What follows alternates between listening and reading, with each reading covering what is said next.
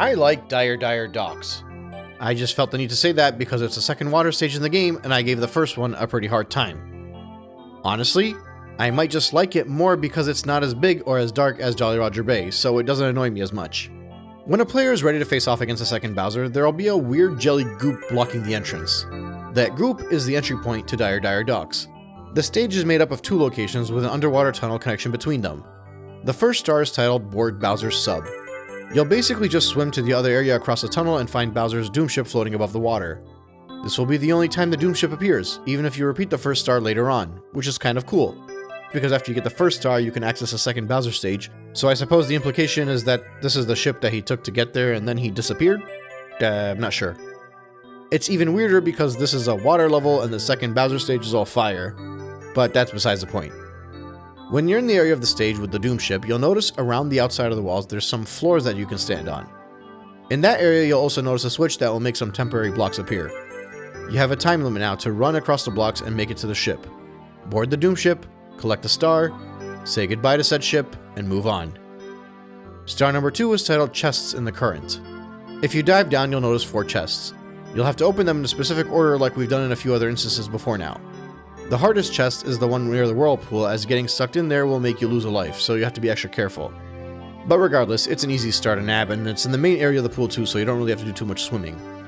Star number 3 is pole jumping for the red coins. Basically, you swim back to the area where the ship was, only this time, surprise surprise, the ship is no longer there. Instead, when you hit the switches to get up to the blocks that appear, you'll make your way up to a platform in the sky that will give you access to poles that will slide around the ceiling. Your objective is pretty clear here. Traverse these moving poles and time your jumps so that you can collect the red coins and then grab the star. If you fall, you'll end in the water and have to start all over again, since grabbing the red coins is more or less a linear progression. It's a pretty laid back but somewhat challenging test of your ability to control Mario in this unnatural manner. Star number 4 is Cold Through the Jet Streams. When you swim back to the area where the red coins were, you'll see a jet stream at the bottom of the water. Right off the bat, yes, although this is an easy star, I think coming here for the 3rd time after being sent back to the hub world is a strike against it. I didn't apply the same strike to the red coin star since the ship disappears after the first star, so you'd realistically have to leave the stage anyway. And more than likely after that, most people enter the Bowser stage. You won't be able to grab it since the force of the jet stream is too strong, so you have to work your way back up, grab the metal cap, and head back down there to collect the star. Star number 5 is Manta Ray's Reward. 5 rings you need to swim through, although this one takes place in the same pool as the second star. We'll give it another strike for similar reasons of redundancy because you're kicked back out to the hub world. Actually, come to think of it, star number 2 should also get reprimanded for sending you back to the hub world because you're already in the beginning area. So that's 3 strikes. Anyway, in this area there's a manta ray swimming around and shedding more of those same rings that were coming out of the jet stream. You know the drill. Follow the ray, swim through the rings, the star will appear down below just above the whirlpool, so swim down and grab the star and be careful not to get sucked into the whirlpool. Star number 6 is hidden behind a red mesh cage in the bottom of the area where the ship was. Yeah, another strike. You'll have to swim to the surface and grab the blue cap and then swim back down there to get the star. Now that I'm saying all of this out loud, I think the only reason I like Dire Docks is because it's short, easy, and stress-free. Even the coin collection star. It's probably second only to Big Boo's Haunt when it comes to easy coin collecting missions. There aren't a whole ton of coins in this course, but because it's so small and there are so few intricate areas to hide the coins, it makes it a very easy mission. Honestly, I give this stage 4 strikes, but it's so quick and easy that even though it sends you back to the starting point, I don't see how it can be frustrating. It's not making you redo a whole lot of the platforming or anything. And yeah, the swimming is slow, but it's barely even taking any time to get around the stage. I'll still give the stage the 4 strikes since the redundancy of being thrown out of the stage is explicitly felt, so we're at 15 out of 63 redundant stars. But this stage is so short that I don't think it'll make or break anyone's Mario 64 experience. Regardless, I don't have too much to add on to this one. I'll just say that there are a few swimming moments in this game that aren't really all that obnoxious, including a secret star stage. The water levels can be good if they're done right. I don't know that Dire Docks is necessarily done right, since it's so small and way too easy to really consider anything more than a minor challenge. But Jolly Roger Bay is on the opposite side of the spectrum. There are a couple more levels with water in them though as we move upstairs in the castle, but now that we've finished our second water stage, we get to head to our second snow stage of Snowman's Land. So throw your jackets on and meet me there.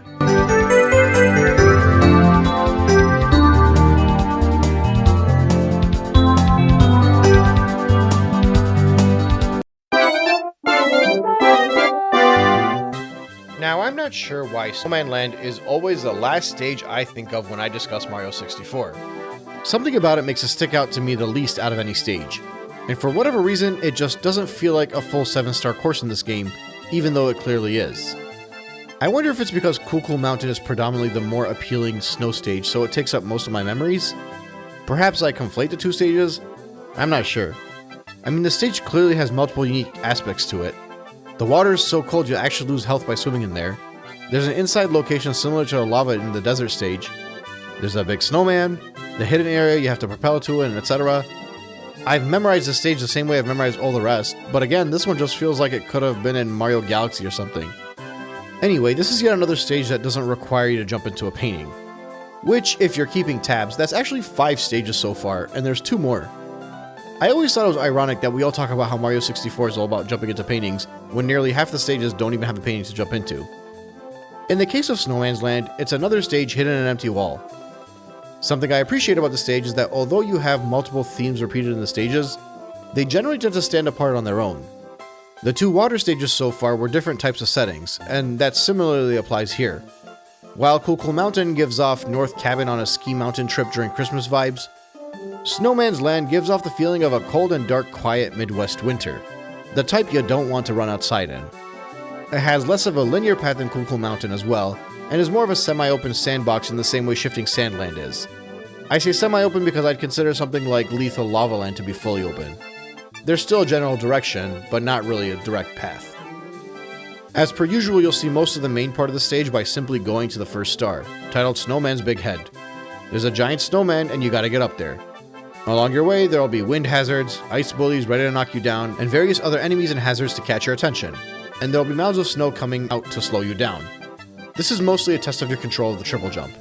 You'll have to test your timing and hop, skip, and jump and flip over the highest mound and land on top of the base of the snowman. You'll platform your way upwards and eventually find an ice bridge with a penguin on it. The bridge passes in front of the snowman's face and it'll blow a strong gust of wind to knock you back down to the bottom, also potentially causing you to lose your hat. You're meant to hide behind the penguin to get across the bridge safely. After that, you'll need to perform a backflip to get up higher and grab the power star. The second star is Chill with the Bully. Basically, just head to the bully you passed by on your first star and do the same thing you did in Lethal Lava Land to get that star. Star 3 is Deep Freeze and is located in the ice igloo right behind you when you start the stage. For obvious reasons, the Deep Freeze and the Big Bully fight are the first 2 stars most people will usually get, and both of which are annoyingly redundant stars for sending players back to the start of the stage, since they're basically located at the stage's entrance anyway. Star 4 is Whirl from the Freezing Pond. You're meant to head back to the narrow path again, but most players will do some searching in the areas they haven't been to until they figure that out. There are slightly alternate routes you can take to get you to the path over the water, and you have to jump on those propeller enemies and use their location to time your flight and land beyond the wall. When you get back there, the star will be waiting for you in a yellow box. Star 5 is a red coin star. The game gives you a hint in the title. It's called shell shredding for the 8 red coins. The problem is the shell location is right next to star number 4. So you basically have to take the exact same route you took again to grab the shell and then collect the 8 red coins, making this kind of redundant. But in fairness, the actual shell shredding to collect the 8 coins is a fun challenge, and it's a decent scavenger hunt to collect all 8 coins. The final star is Into the Igloo, and once again you're heading back to the same area where the path over the ice water is and head to the green shell so you can use that to get up the ramp and into the igloo. I wouldn't necessarily call this star redundant because the ending location of the previous stars aren't really all that advantageous to grab this one. Maybe the first one?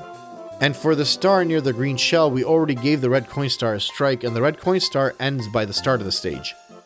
Although saying that out loud, I suppose if the red coin star is at the start of the stage, we probably shouldn't be kicked out. So, fine, another strike. Wow, that's 4 strikes already. I guess this is similar to Dire Dire Docks, where the stage being so small is actually to its detriment, and being sent back to the hub world is significantly more noticeable as a result. That would put us at 19 out of 70 if my count is correct. Remember, these strikes are basically the amount of times that stars are made worse because of the mechanic where you're sent back to the lobby, so even if they're simple and easy stars and it doesn't waste too much time, the strike itself is still applicable. But regardless, when you make it into the igloo, you need to carefully find a way to grab the Vanish Cap, which will allow you to run through the ice walls to grab the final star. As far as the 100 coin star goes, well, the stage is small, so it's not really all that hard. There are probably like 5 stages easier for one reason or another, but primarily because this one does require you to understand janky aspects of the stage. For instance, you have to be able to grab the shell, so if you crush your propeller dudes and can't make it to the shell, you're kind of out of luck. You need to be able to enter the igloo, So if you do lose the shell, there are some blind leaps of faith to get into the igloo, but I'd almost just recommend restarting the stage because that jump can take a while to figure out. But as long as you do your due diligence, collect what you can before grabbing the shell, and grab your red coins and head inside the igloo, at that point, it's pretty easy to get the 100 coin star. I'd say it's actually a pretty fun challenge anyway, as long as you don't screw up the shell grab too many times and frustrate yourself. But all in all, it's a short-lived stage with maybe 2 or 3 standout aspects and set pieces that make it memorable for me. But otherwise, it's one of the most underwhelming stages whenever I return to this game. But that being said, the final 5 stages are some of the most controversial stages in the game, so it's entirely possible that Snowman's Land just gets lost in their controversy. You'll see what I mean, because up next is Wet Dry World.